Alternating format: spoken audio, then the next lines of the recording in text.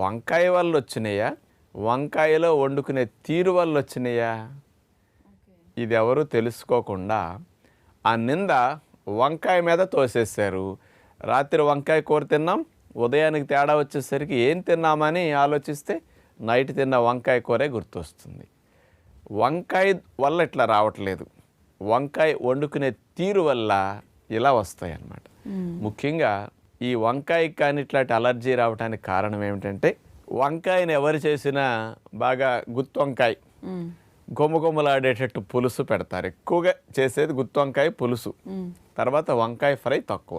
ఈ పులుసులు వండినప్పుడండి సహజంగా చింతపండు గొజ్జు తీసి పోస్తారు.